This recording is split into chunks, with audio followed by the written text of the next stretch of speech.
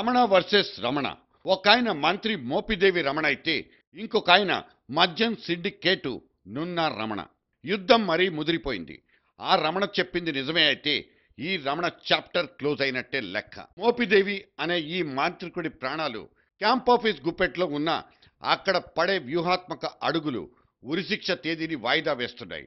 Assembly budget సెషన్ను బలిపెట్టైనా సరే liquor ఉచ్చు నుంచి తన పటాలాన్ని కాపాడాలని ముఖ్యమంత్రి భావించారా? తానే కదిపిన తేనె తుట్ట చివరకు తననే తుదముట్టిస్తోందని బెంబేలెత్తిపోయారా?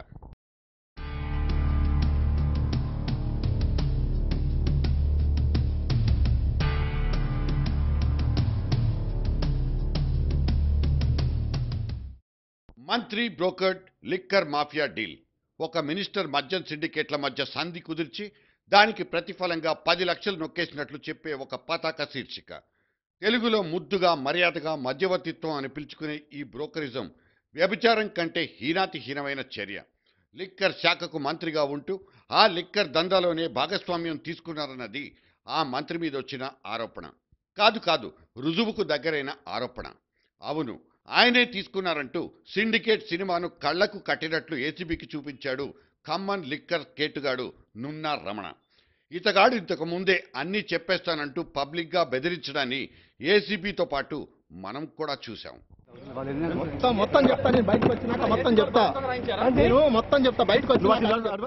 ఏసీబీ రిపోర్ట్లో పేర్లున్న పాపానికే నిన్న ఒకే ఒక్క పెన్ను పోటుతో 10 మంది ఎక్సైజ్ అధికారుల మెడ మీద సస్పెన్షన్ వేటు పడింది.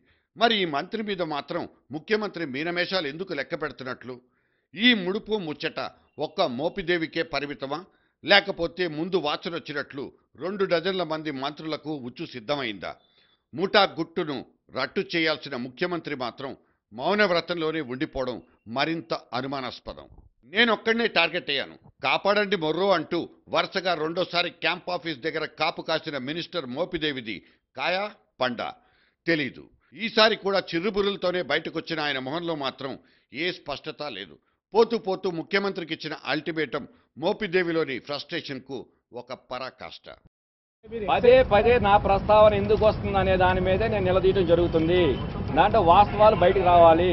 నా సంబంధం, నా ఇన్వాల్వ్మెంట్ లేని విషయంలో నా ఇన్వాల్వ్మెంట్ ప్రత్యేక కావాలని తీసుకొస్తున్నారు. ఏ ఉద్దేశంతో ఎవరు తీసుకొస్తున్నారు అనేది విషయాలు వాస్తవాలు బయటకు రావాలని చెప్పి నేను కోవటం జరిగింది. డెఫినెట్ గా కొద్ది రోజులు అది వాస్తవాలు బయటకు వస్తాయి. అనుమానాలు ఏంటో చెప్పట్లేదు. నాకు ఎవరి మీద ఏ విధమైన అనుమానం నాకు లేనే లేదు. నాకు ఎవరి మీద అనుమానం లేదు.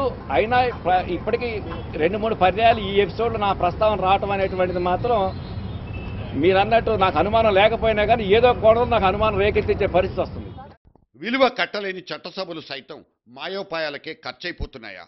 వరుసగా 5 రోజుల పాటు ఆగుతూ సాగుతూ నడిచిన అసెంబ్లీ సెషన్కు ఈ లిక్కర్ డ్రామాకు లింక్ ఏమైనా ఉందా?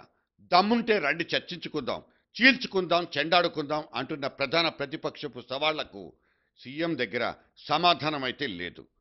రాష్ట్రంలో 400 పైబడి సిండికేట్లు ఉన్నాయని చెప్తా ఉన్నారు.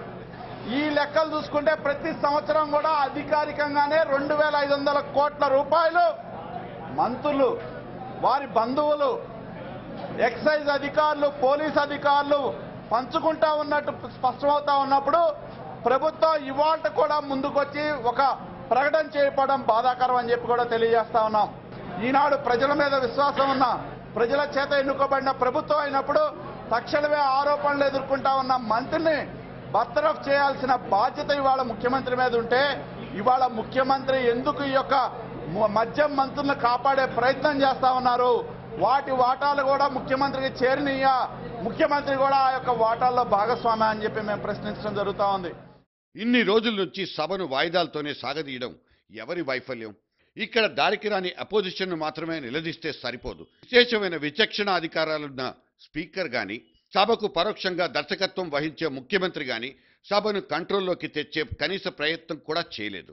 సర్వం సద్దుమణిగి సభ సజావుగా సాగితే తొలుత చర్చకొచ్చేది లిక్కర్ సిండికేట్లేనన్నది కిరణ్ కుమార్ భయం.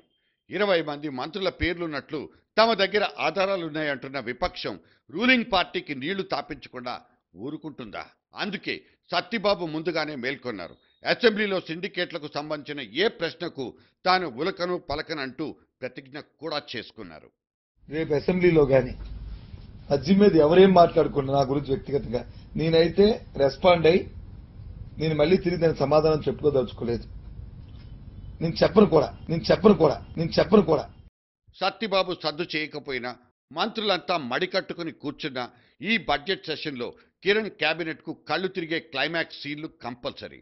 సోనియా చేతుల్లో సిబిఐ, కిరణ్ చేతుల్లో ఏసీబీ అనేది పాత మాటే అయినా ఈసారి ఏసీబీ ఎవరు చెప్పినా వినని సీతయ్య లెవెల్లో లంగరేసి గట్టిగా లాగేస్తోంది. సీఎంను బైపాస్ చేస్తూ ఏసీబీ డైరెక్టర్ జనరల్ మన చీఫ్ సెక్రటరీకి రాసిన లేఖ జిల్లాల వారీగా సిండికేట్ మాయాజాలాన్ని విడమర్చి చెప్పేసింది.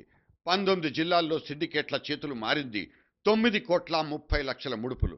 కానీ ఏసీబీ చిట్టాల్లో పోలీసులు, ఎక్సైజ్ అధికారులు పేర్లు తప్ప ఏ పొలిటికల్ ఫేసు లేకపోవడం నమ్మశక్యం కాని విషయం.